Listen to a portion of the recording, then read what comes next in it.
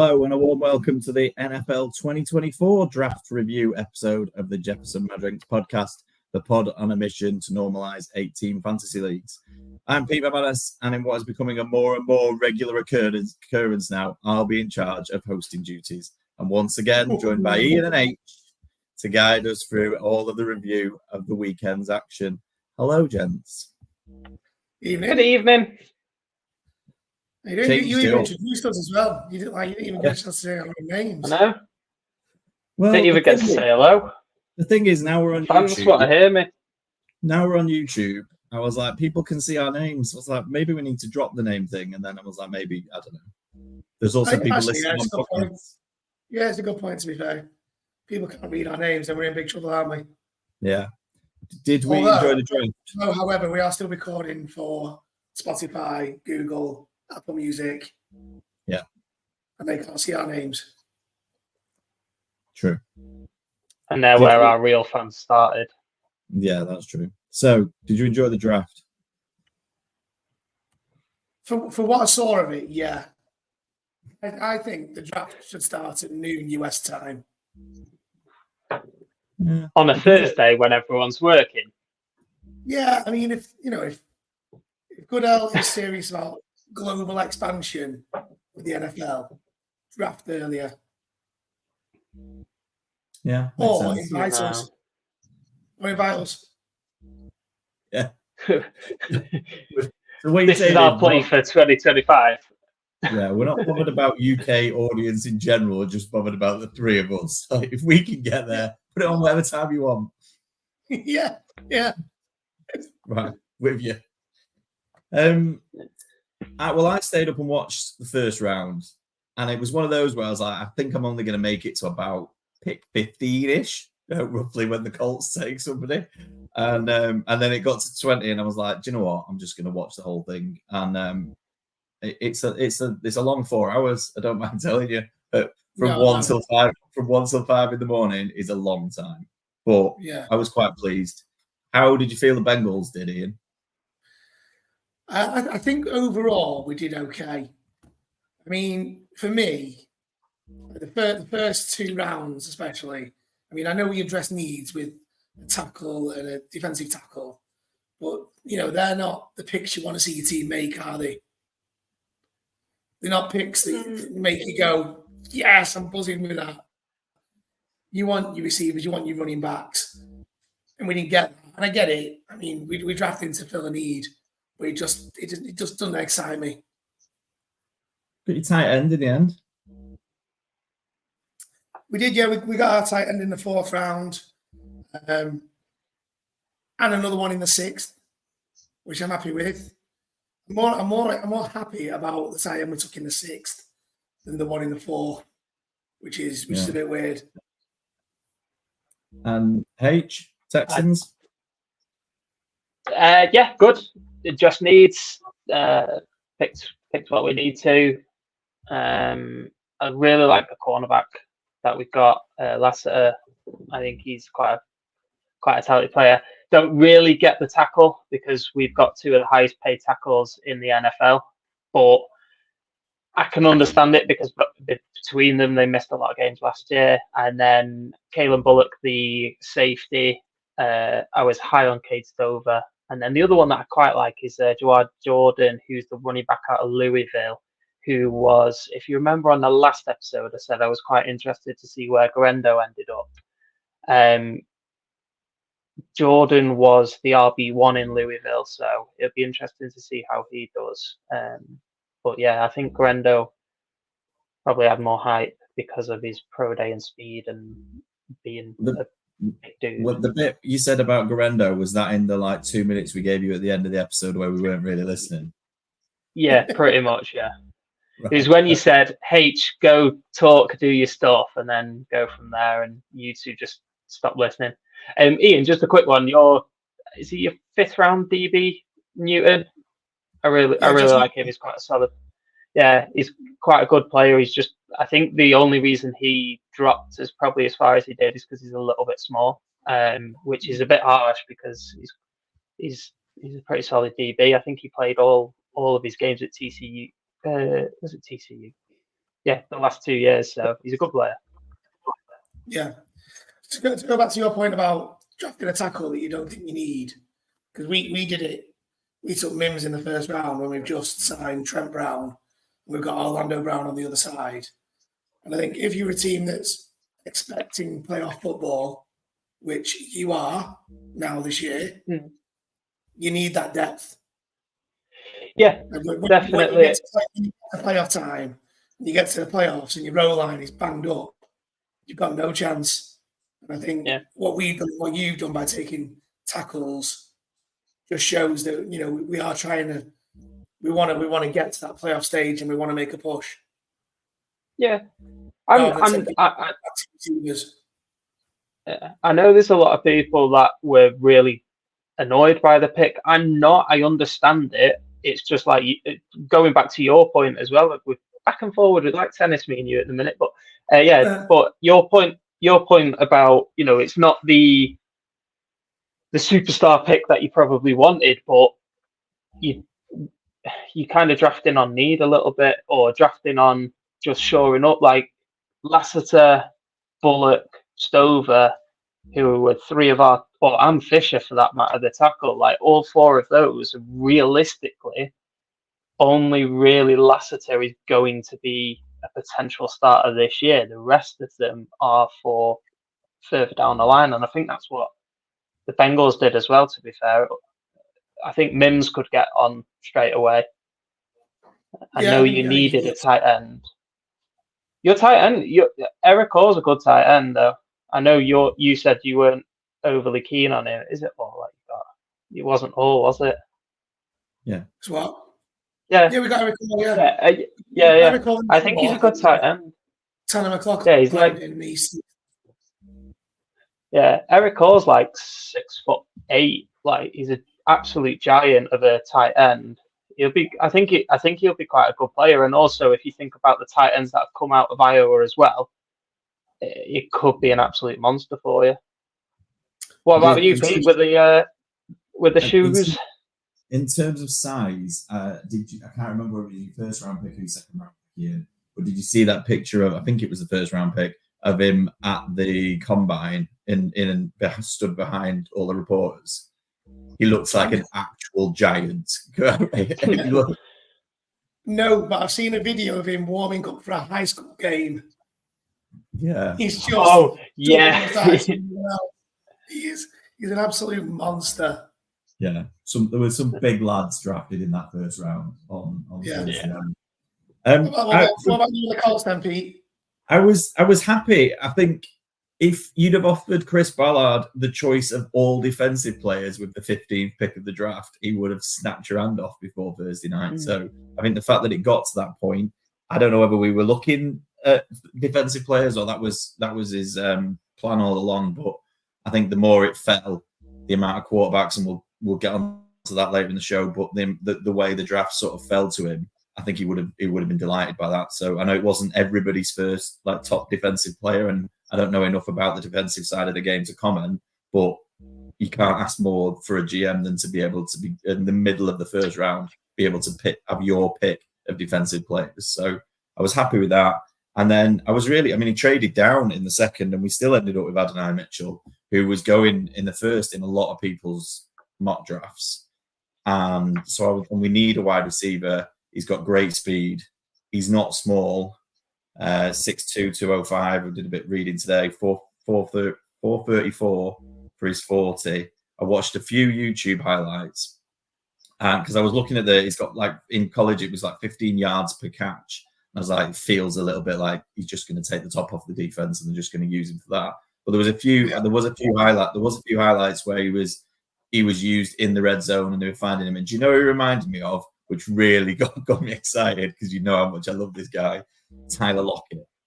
And honestly, that's based on about 3 YouTube highlights. I'm not starting to claim I know loads about college football, but there was a couple of catches in the red zone. And I was like, that's Tyler Lockett run all over it. But I think his speed, together with Pittman, Downs in the slot, I think with Taylor and Richardson in the backfield, I think gives us something to work with. Yeah.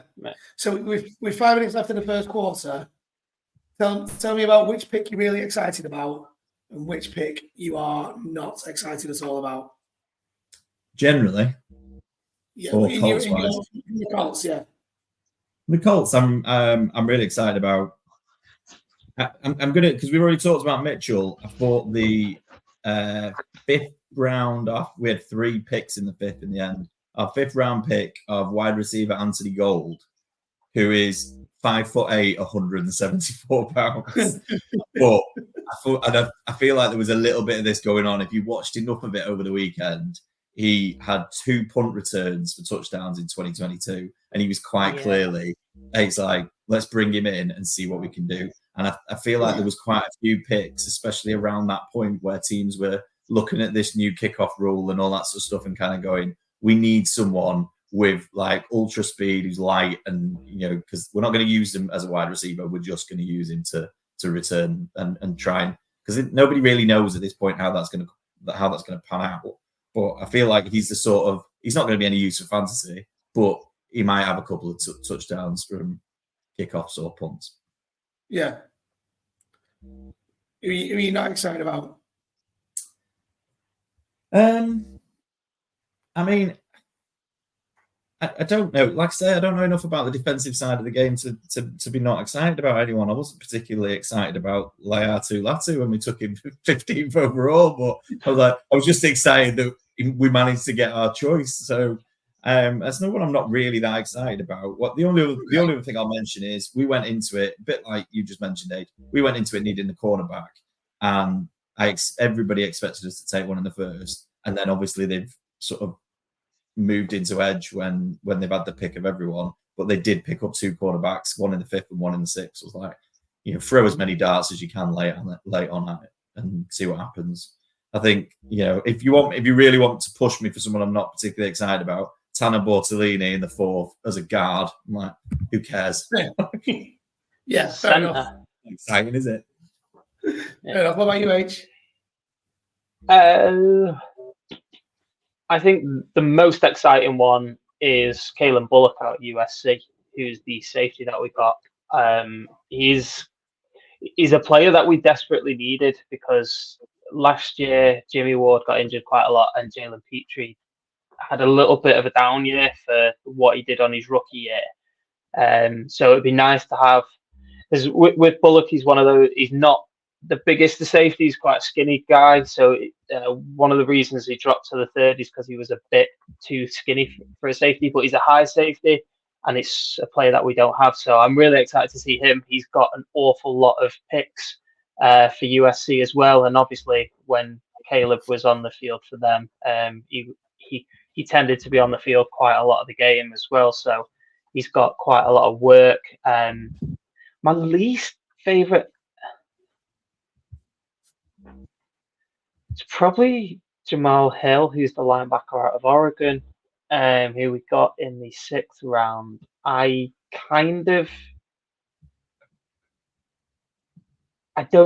He's just a very, very skinny linebacker. And I mean, if anyone's going to make a player out of someone like that, it's probably D'Amico, because he turned, Greenlaw into a 5th round into a Pro Bowler. And but I don't know. I just think he's a bit too skinny. Season, isn't it? It's hard to be negative on anyone. So yeah, it is. Everyone is going to be brilliant. So yeah. I mean, I'm quite excited by our 7th rounder, who's the tackle, because he got, I think it was 8 sacks for Auburn last year. It's just like, why am I Googling and watching videos of a 7th rounder? But that's the joys of it, isn't it? What about yourself? Well, very quickly, both of our 3rd round picks. So Jermaine Burton, the wide receiver out of Alabama. I'm excited to see about him. He might be a long-term replacement for T. Higgins. And then the DT McKinley Jackson from Texas A&M in the 3rd round is someone I'm not that excited about. So second quarter, we are going to focus on quarterbacks. And I think on the whole, we'll focus on the 6 taken in the first 12 picks, which was unbelievable. Now, yeah, to me, there is only, like, we're talking quarterbacks, we're talking 2024. there is literally only one place to start, and that's with pick number 8, Michael Penix Jr. to the Atlanta Falcons, because I feel like this is the one that's going to take the most debate. So let's start there. And what was that all about?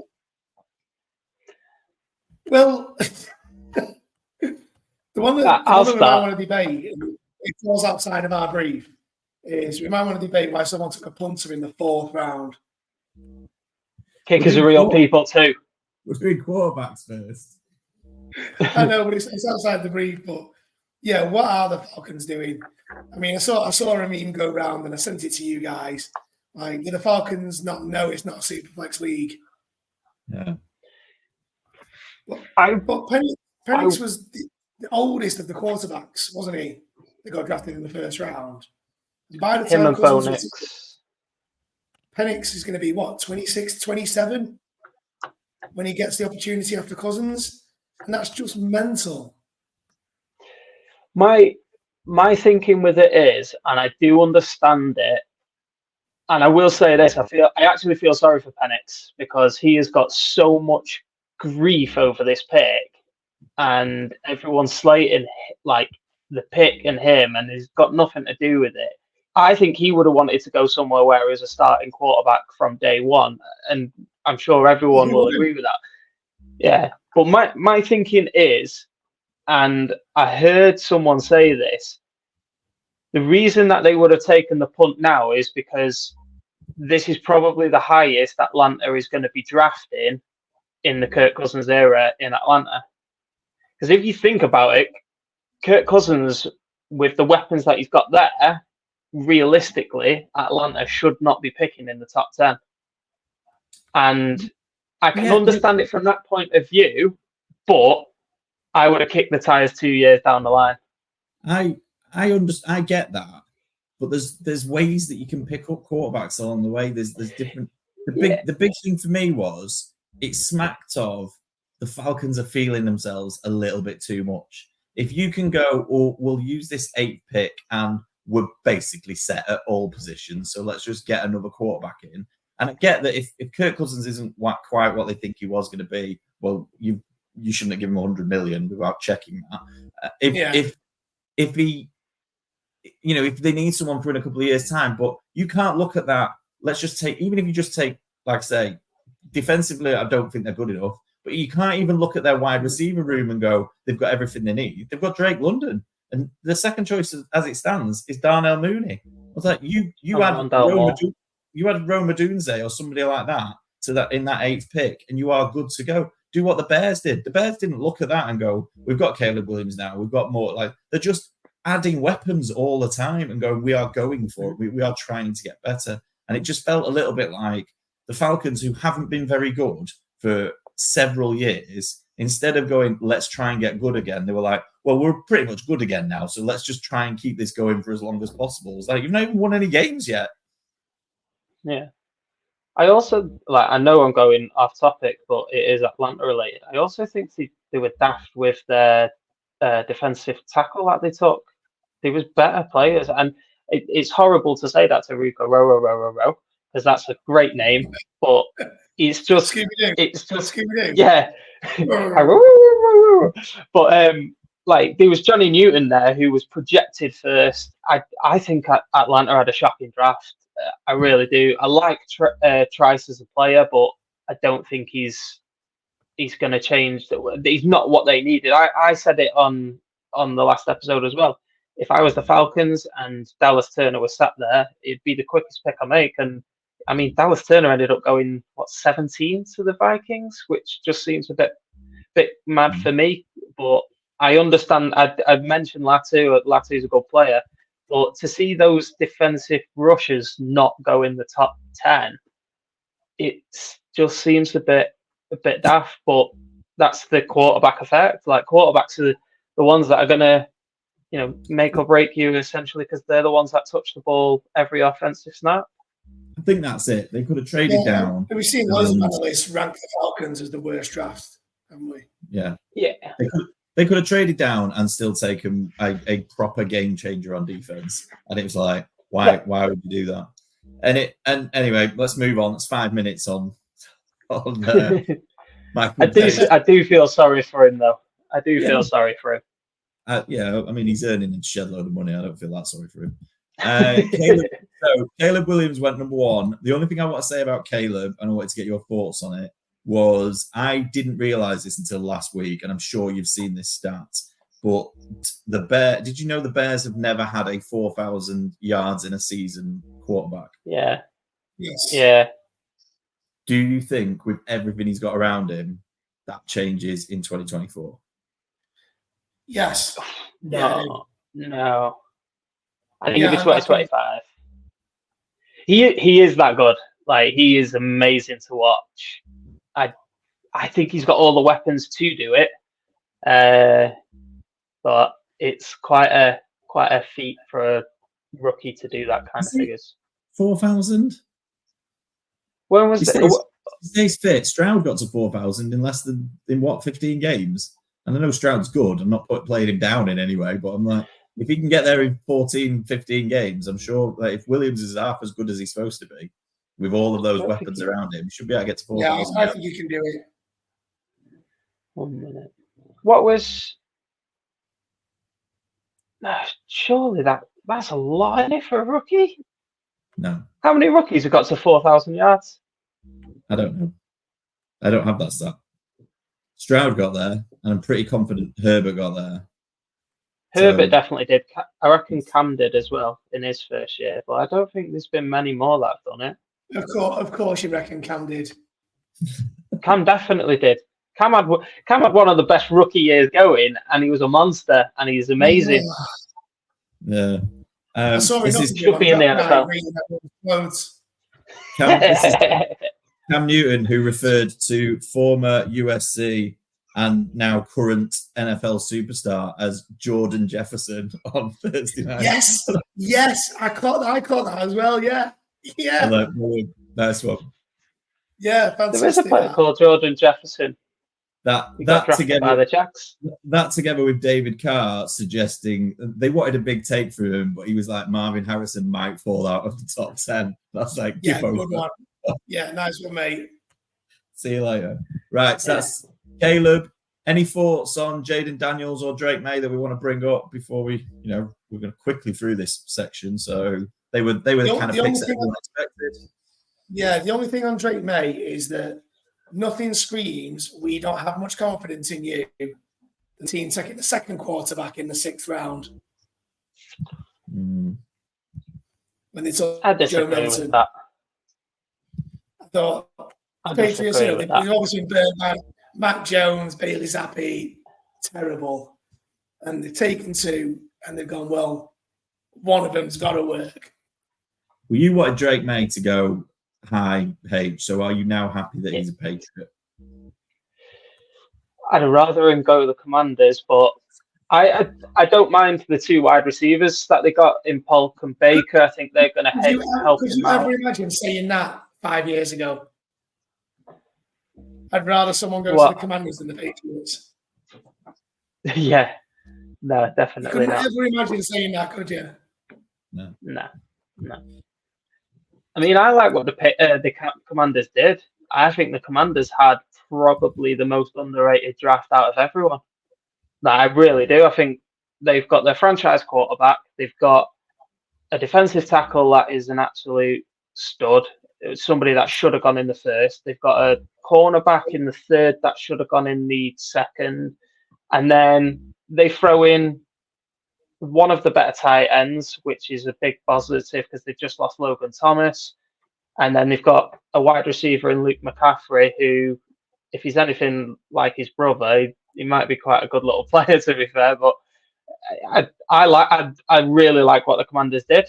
I think they've set themselves up for a sort of a bright season. And it's just a shame they're in a pretty tough division, really.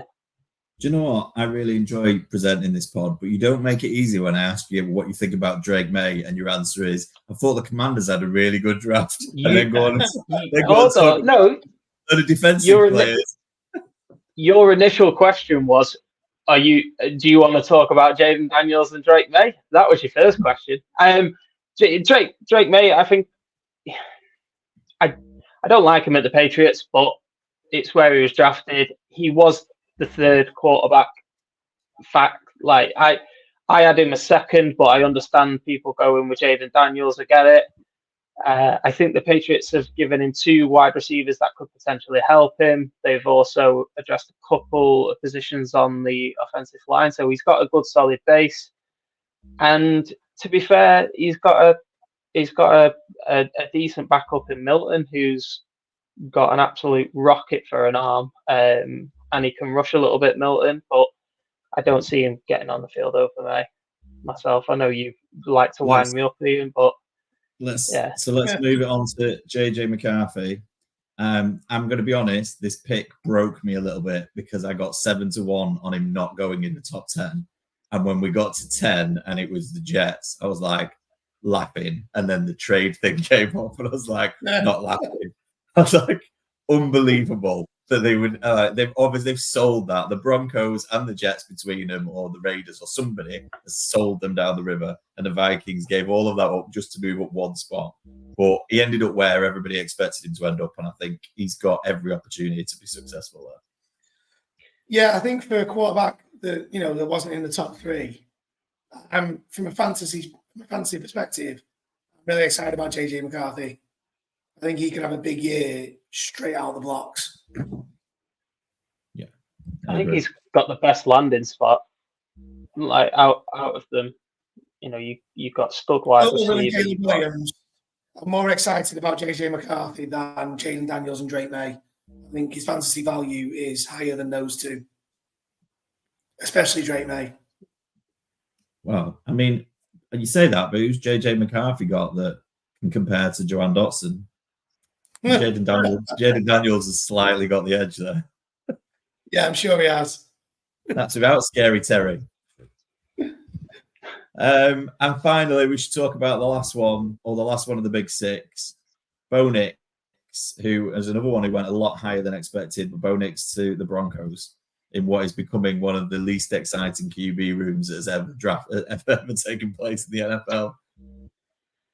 Well, they're becoming one of the least exciting teams, full stop, I think. Obviously they lost Russell Wilson, the wide receiver there. The wide receivers don't excite me. You all know my feelings about the running back, Javonte Williams. There is nothing about the Broncos that excites me now.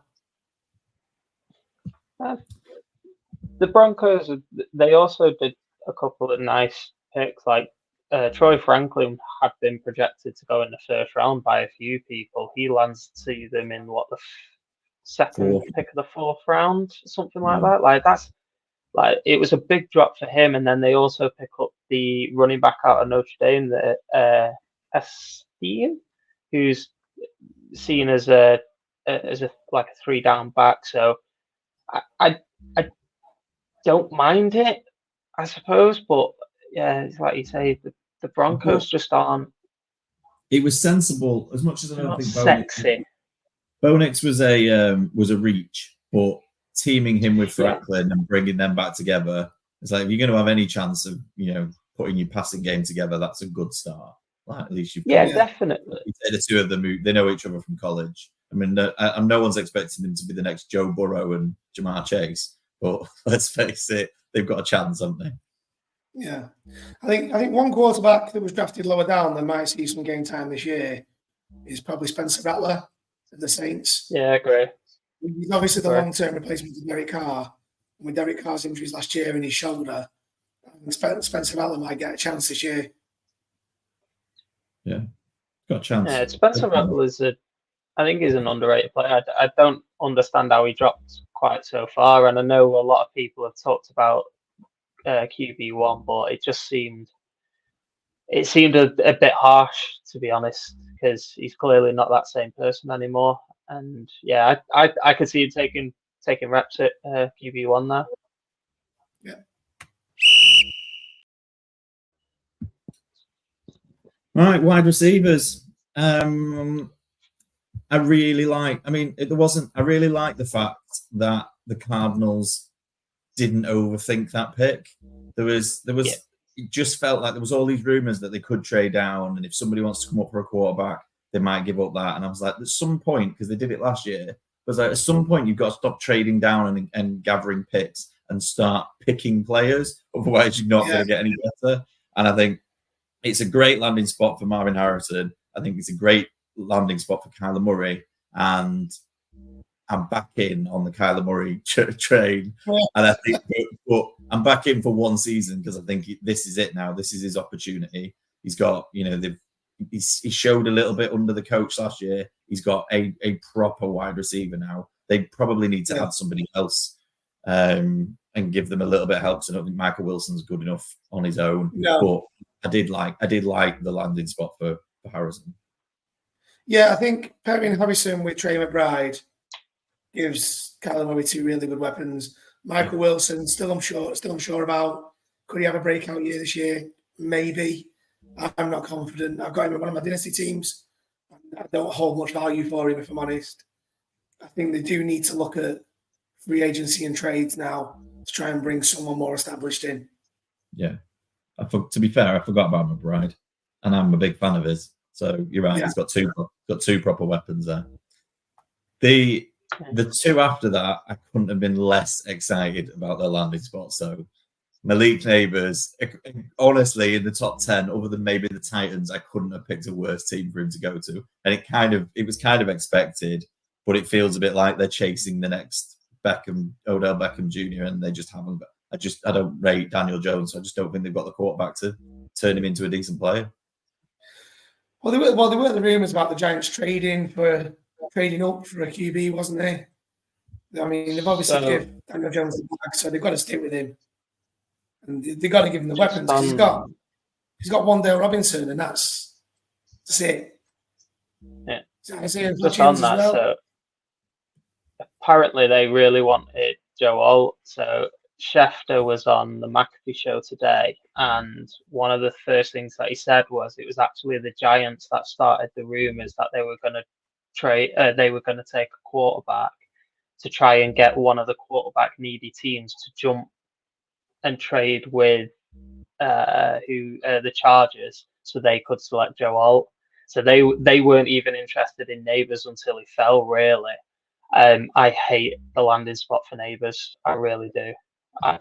He's such a good player, and he's had an amazing sort of college career, and he lands with Daniel Jones, who realistically could get beaten out by Drew Lock, sorry. It just stinks for him, and if I was him, I'd be fuming. But yeah, this was always going to be the problem with top wide receivers, 100% top of the draft.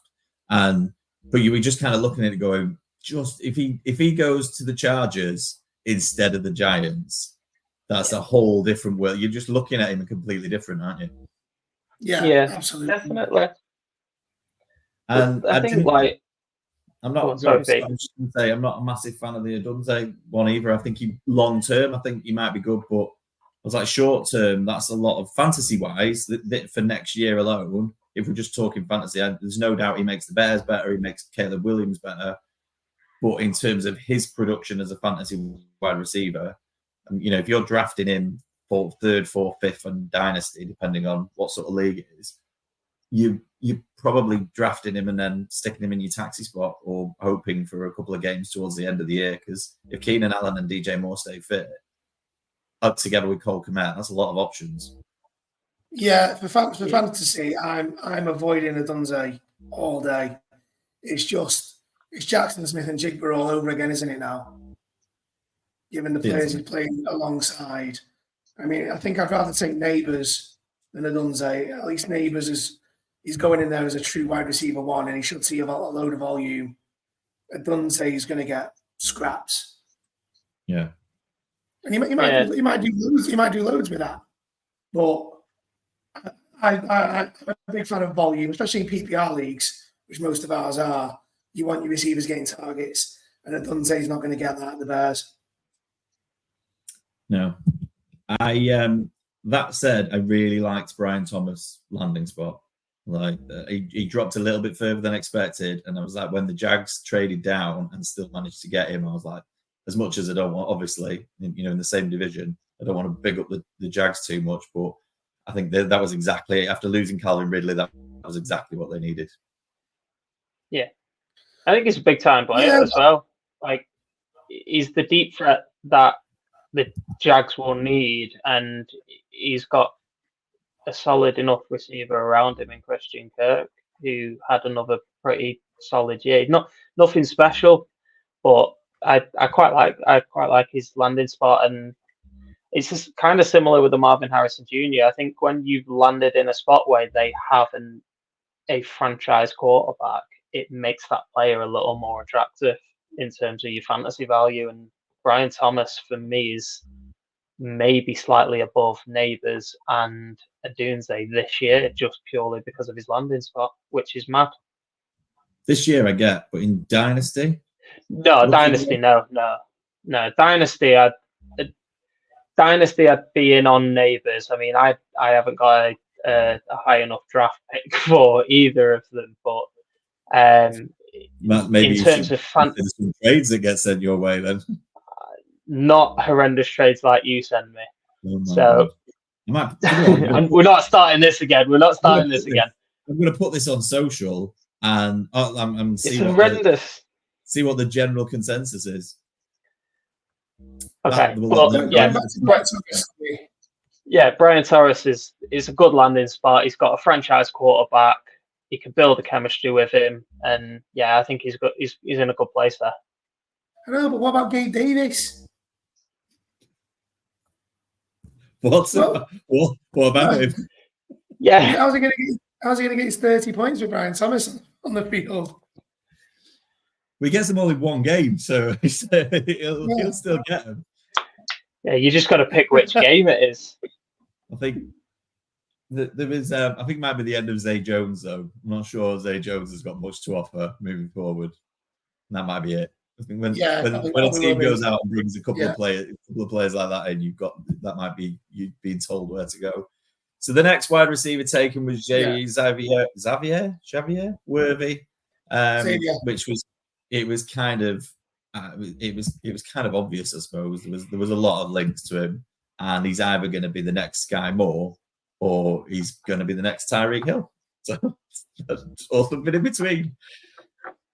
Well, I think it'll be. Well, it's just like I'm never in on Chiefs receivers. It's Kelsey, 10 targets a game, and then everyone else 2 or 3. No one spreads the ball around like the Chiefs and Mahomes. I mean, Mahomes will try and get everyone, apart from Kadarius Toney, involved in the game. And Xavier Worthy, I think he's a great player. I think he will be a really good player one day. I just think he would have been better off not going to the Chiefs for his own development. We'll see. I actually like his placement with the Chiefs, because the only problem is that the Chiefs could potentially do with that extra receiver, especially when we don't really know what's going to happen with Rashee Rice. I don't think, apparently driving recklessly is not something the NFL punishes, but if you put 10 quid on yourself to score a touchdown, the world loses its mind. But Xavier Worthy for me is very much a player that needs time to develop anyway. So if you give him 1 or 2 years, he could be fantastic.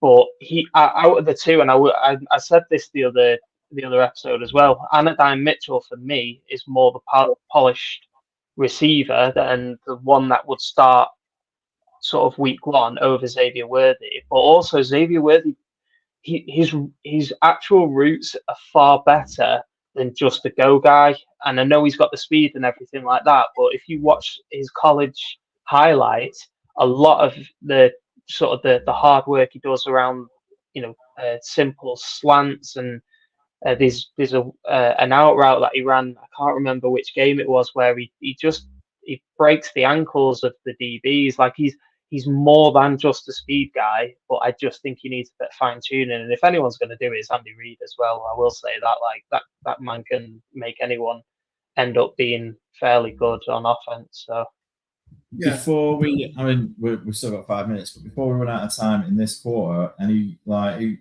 rather than me just going through them in order, Ian, do you want to start us off and throw us out one other that you liked when they made the pick?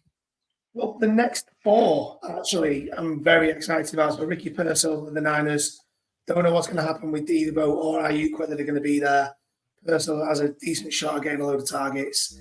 Legit at the Panthers. Thielen's pretty much done now. He's only competing with Deontay Johnson. Keon Coleman to the Bills, I absolutely love. Yeah. He's someone I'm definitely going to target in Dynasty rookie drafts, 100%. And then Ladd McConkey at the Chargers. I'm a big fan of that one. Yeah, McConkey was the one I was going to mention. I was like, you give. I mean, I think we all like Justin Herbert, and you've taken basically all his weapons away. We'll get into it when we start talking best ball and stuff. I still like Josh Palmer as an option especially for best ball. I think he's got legs next year. But talking rookies, and I mean, he could end up being the next Quentin Johnson, who didn't do much this year. But Ladd McConkey's got every opportunity to be a good receiver, I think, for fantasy. Yeah, I want Keon Coleman in at least a couple of my teams this year. Yeah, I agree with that. Great, I think it's a good option for the Bills and a good option for the Bills. Massively high on the 2 first of the second rounds, and what you two said there. I mentioned Purcell as somebody that could sneak into the first round, and he did. And I don't think he could have got a better landing spot as well. Like, those 3 for me they excite me a fair bit. I hate to say this, but I love Anodyne Mitchell at the Colts, because I think he goes in there, he starts out as a wide receiver too, and he's got a franchise quarterback that he can grow with as well. So he'll develop that relationship. Like that for me was one of the. I was quite excited to see where he landed more than anything, and I think he lands in probably the best spot he could have. Trying to think of the other ones that I quite like, to be honest with you, but one that I didn't like is Roman Wilson to the Steelers. That's a really good pick by the Steelers. I think that's a good pick up. They've lost Deontay Johnson to the Panthers. They need someone to fill that gap. I think Roman Wilson is going to be second on the depth chart behind Pickens. I think he'll beat out Van Jefferson for wide receiver 2 quite easily. Do you not think there's this year with whichever quarterback's playing for him?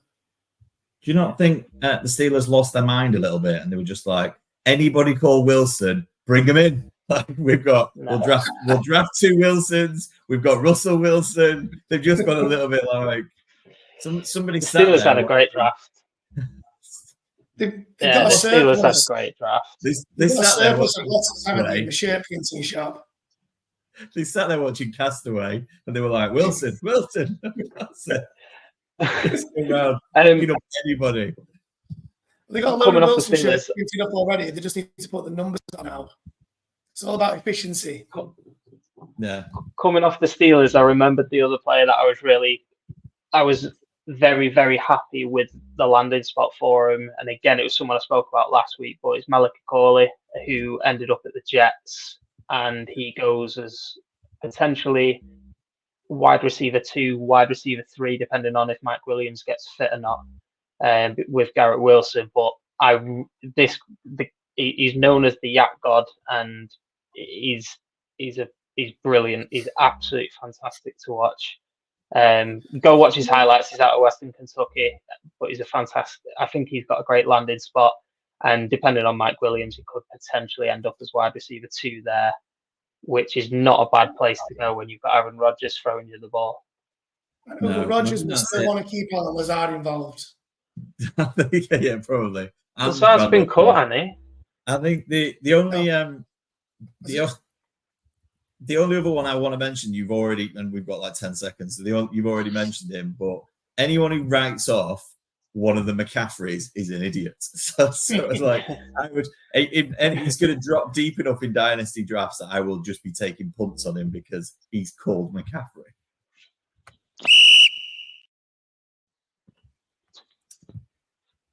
Right, last quarter. So we've got 15 minutes to run through everything else. So obviously, fantasy-wise, we've got to focus on running backs because I think that's the next thing. But before we do that, I feel like there was only really one tight end to talk about. I don't think we need to get any. We've already mentioned more tight ends with the Bengals. So Brock Bowers, that was a bit of a surprise. Yeah, definitely. Yeah, It's it killed was, Michael yeah. Mayer. It's killed Michael Mayer's dynasty value. Yeah. I was relying on him in one of my dynasty teams, and now I'm a little bit stuffed. So I was relying on his year 2 breakout. Yeah, I think it's one of those picks that's good for the team, but bad for anyone playing fantasy. Could you see the two of them somehow working together? I know No. this is gonna. Yeah. I know I'm going into crazy worlds here, but you can't. It feels like a wasted pick because the Raiders are the. I know it's hot. It's weird because it's not, because Bowers was probably the top player when they were picking, other than the defensive players. It just I don't understand the pick myself. I do and I don't. Well, I think you've got to give it a few months, but I think Michael Mayer didn't turn into the player they thought he was going to do last year. And I think when you saw all those other tight ends having an instant impact and he didn't, maybe they've just seen it and gone, yeah, he's not what we thought he was. And, Brock Bowers is the answer. But maybe it's only really Laporta. It's been said before, and it's not a fantasy thing, but they can make 2 tight ends work. It just doesn't work fantasy-wise. So, yeah. But Brock Bowers is one of the more versatile tight ends that you'll see. He can line up out wide. Yeah, they might. But then you take away one thing that he's really good at, and that's blocking. But another reason why I think it makes sense for the team is that they didn't take another quarterback. So it's Aiden O'Connell or no one, or Gardner Minshew. Gardner Minshew. It's Aiden O'Connell, isn't it? It's QB1 this year. Minshew. No, it's Minshew. I'm going with Aiden O'Connell. We'll see. And it's his first full year as a starter. I think it is. I know you're shaking your head, H. I think it's Aiden O'Connell. It's his job to lose. Feels like a bet. Yeah, he's gonna lose it before week 1. There's no way he starts week 1. Gardner Minshew nearly took the Colts to the playoffs last year and was, quite frankly, really good to watch all year. Aiden O'Connell just wasn't. This could be our bet, H. This could be our bet for the year. Who plays more, Minshew or O'Connell? That's exciting. I think Aiden O'Connell, giving him 2 tight ends helps him massively. Yeah, I agree with that. I think either of them. It could work. It could definitely help. It'll definitely help them as a team. It was just a bit of a surprise, but and also another one of those. It falls into the neighbours and Odunze category for me, in that you kind of like, well, we could be a good tight end at the right team, and then you're like, that wasn't the team I was looking for. I was looking for a team who really needed a tight end who had a good quarterback, and they would neither of those fit was the Raiders. And I think moving it on, talking about teams who didn't need the position they drafted, I felt like the running back, the first one aside, Jonathan Brooks, the only player to go in the top 2 rounds, or the only running back to go in the top 2 rounds to the Panthers. Miles Sanders is being ushered off to the retirement home as we speak. I'm all for that. It was a good pick. It made sense. Everything, and we'll talk about that first, but everything from that down for the next 6 or 7 was just one team after another where I was like, you don't need a running back. And I appreciate every team in the NFL needs more than one running back. But I felt like everybody who really needed a running back, like the Cowboys or the Raiders, just went, no, just let everybody else take them instead. Just admit, Pete, you're just really annoyed that Karen Williams' fantasy value has gone down. I am. I've calmed down about it since the weekend, because I was like, Karen Williams is still a top player, and Karen Williams is still going to be the number 1 in that backfield. And we've seen it happen with the Lions, and we've seen it happen with the Dolphins, that you can have 2. You can't have 2 tight ends, but you can have 2 running backs that deliver fantasy value. So I'm not worried about Karen Williams anymore. but it did feel like a little bit of a why. What, have you not got some other area of your team you could have focused on? Yeah, you mentioned Jonathan Brooks there as well, but they also picked up Sanders, the tight end. Like the Panthers have, with what they've done, is making me think about potentially having Bryce Young as like that backup quarterback this year, because they've put the pieces around him that he could actually play a lot better this year. Whether he does is a different story. I know you're out on him, Pete, but I'm not yet. So yeah. Whatever drafts you're in, I'll do you a favor, mate, because I really like it. I'll leave Bryce Young for you. I'll let you draft him. I'm that good. That's fine. We're good friends. We present this podcast together. I will let you take Bryce Young in any. That's great. We're in. That's great. But I do think you're right about teams that needed running backs not drafting one. I think the first one that was actually relevant for the team was when the Giants took Tyrone Tracy in the 5th round. Yeah, because they got Devin Singletary and not really anybody else. And I think the Giants do need a running back. They also need a load of wide receivers. But I think the Giants were the first team to actually draft a running back that needed it. Yeah. Yeah. It was Panthers as well. Jalen Wright for the Dolphins. Yeah, he's getting on a bit, isn't he?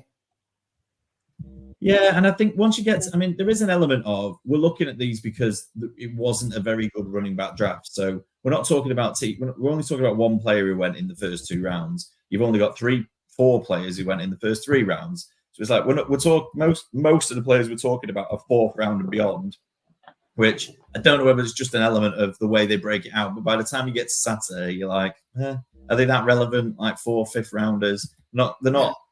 There aren't that many Kyren Williams, Puka Nakuas, Cooper Kupps knocking about in the draft, are there? So you're not like those. I don't know why I just picked 3 Rams players, but they were the only ones who'd been drafted later on. But you're not going to get that many superstars in the 4th round that are going to upset. And you do need backups. And Rams are a perfect example. The Rams are a perfect example. The one that I could see taking running back 1 though is Esteem from the Broncos. Because if Javonte Williams doesn't get back, and Ian, you were massively out on Javonte Williams, but he could be the one that takes over. What did Javonte Williams do to you? What's that? What did Javonte Williams do to upset you? I've forgotten about this. He's just pony. Like, he absolutely. To be fair, hasn't he had like 2 massive knee injuries in the last 4 years? Right, it's still pony. Well, yeah, but that was why. So I think who was the rookie they had last year that made a bit of an impact? Jalen McLaughlin. Yeah, that's got like committee written all over it. You have Williams. Yeah. I'm guessing P. Ryan's still there. You've got McLaughlin. Yeah, he is. You now got the new guy. It's like I don't want anything to do with that Broncos running back. Well, that just goes back to me before. There was nothing exciting about the Broncos. No. Do you know one just on the draft, and it's not a rookie, but whose draft stock has probably risen, is Ramondre Stevenson, because the RB2's not there anymore because Zeke's gone back to Dallas. Like that, with them not picking one. Yeah, he's more, I suppose, I forgot about Gibson. He's a pass catching back, though. The 2 landing spots for Trey Benson and Blake Corum I enjoyed. I know they're going to be RB2 there, and it takes away fantasy value, but in terms of landing spots, they're quite good landing spots for them. I'm interested on the Saints a little bit this year, and I was shocker. Yeah, I felt like shocker. No, I felt like the Saints should have gone running back, and they didn't. Like Kamara had a slight down year, I think. I don't know his numbers, but it felt like Kamara wasn't the same Kamara. He had a better year than the year before. He's done Kamara. Kamara had a good year last year. No, he's finished. So he had a good year then. But Yeah, I just felt like I felt like the Saints could have maybe done with some. Andre Miller. Jamal Williams. The one that Is he still there? I don't think. Yeah. Is he? Yeah, he's still there. Yeah, they've already got fair 3 enough. running backs. I think the problem was there was a few teams who needed running back help, and there wasn't that many running backs to have a go at. And you saw it with the Cowboys. I didn't even see it until this morning. But the Jerry Jones basically telling everybody they were going after Jonathan Brooks and then him getting taken before it got to the Cowboys is bloody hilarious. So it's like, and after that, they've obviously looked at it and gone, "There's nobody else. Like, I don't know what else to do here." So it was an interesting draft where I think every team that needed a running back got to the point where they were like, "We need a running back here, but all of these other positions are better on the board. Let's take one of those and worry about running back later down the line." I think it also didn't help the running backs that there was no sort of stud running back this year. Like there was no CMC or whoever else is drafted high, but Saquon. There wasn't anyone like that. There was no first round running back this year. Last year there was Bijan, there was Jahmyr Gibbs, and running back sort of value seemed higher in those drafts. This year it just there was no running back that you had to have, so it's worth taking a risk on a 4th, 5th rounder to see how they do. There's probably a few running backs that you pick up in sort of best ball leagues that could potentially have a bit of work, but there's no one that shouts out to me as in you have to draft this guy purely because of landing spots of the ones that you consider the bigger ones. In dynasty rookie drafts, I think Jonathan Brooks is nailed on to be the first one taken. I can't see anybody. It'd be interesting to see how high he ends up going in terms of ADPs, and I'm sure that's one of the things we'll be looking at next in a couple of weeks. There's not a hell of a lot else going on in the NFL to talk about, so that'll be the next thing we start looking at is rookie rankings and dynasty overall rankings. But he'd be interesting to see how high he rises, and he's the one where you're in a rookie draft and his ADP might be at 10 or 11, and he could get taken at 7 or 8 and surprise people because everyone's always desperate for a running back. Mm-hmm. Yeah, I could see those. Just like I'm going through each team here, and like Brandon Allen out of Wisconsin goes to the Jets. I'm not going to be picking him because they've got Breece Hall. Shipley, Clemson running back, goes to the Eagles. You're not going to touch him. Garendo goes to the 49ers. You're not going to touch him. Like there's just when you look at it, it's hard to find like a running back that you're going to be keen on. You're going to have to go off what you believe of them coming out of college. So somebody like, for me, I'm very high on Blake Corum, but I'm seeing him behind Karen Williams, who's still on his rookie deal, and it's like it's going to be a reach that now for me to take Blake Corum because of his where he landed. But the best thing about fantasy football is that one of those top 10, probably 2 of those top 10 is going to have a really good season, and you just won't see it coming. Someone's going to draft someone really low down and get an absolute bargain, which is the reason we play it all. We've got 60 seconds left. Anybody want to mention anything else about the draft? H? Yeah, I love how you just go to me. No, I'm kind of happy. Like, yeah. Can we talk about the Bears taking a punter in the 4th round then? Yes, go for it. What is that? That was their version. I think the Falcons were feeling themselves too much, but I think the Bears are feeling themselves just enough. It was like, we've got our quarterback, we've got our wide receiver, we're set. Let's just go and get a punter. We probably won't even. Then the text that Caleb Williams sent me was absolutely brilliant. I was like, that's the sort of energy. I'm really enjoying the energy that's coming out of the Bears. I think they've got a really. I will say this with a punter. Do go and watch his highlights because he pins people in that 5 yards sort of to the end zone more often than not. He's a very, very good punter, but I wouldn't have taken the punter in the 4th now. And the only other thing I'd say about that is he went ahead of like most of the running backs, which is just tells you how good the running back draft was. Yeah. Right, that's the end of the show. So thanks for listening, thanks for watching. Share our YouTube channel, subscribe to our YouTube channel. If you don't follow us on socials, you should do at JMD Pod. Share, tell everybody you know. Let's try and really help us out and boost this podcast as much as we can.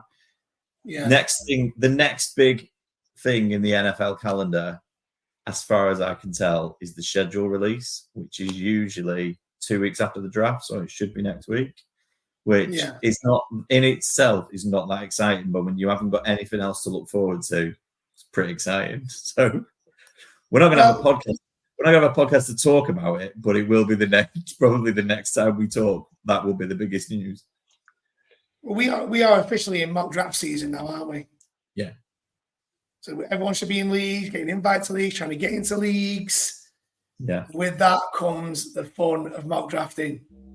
Yeah. So we'll probably do one of those in the coming weeks. That sounds good. Just before we leave, Ian, can I just get your final thoughts on Travis Kelce playing until he's 38? It won't happen. Just signed a Absolutely. 2-year deal. You heard it here first. Ian said it won't happen. He has not got 2 years left in him. Right, I'm wrapping it up. Cheers. Thanks for listening, everyone. See you next time.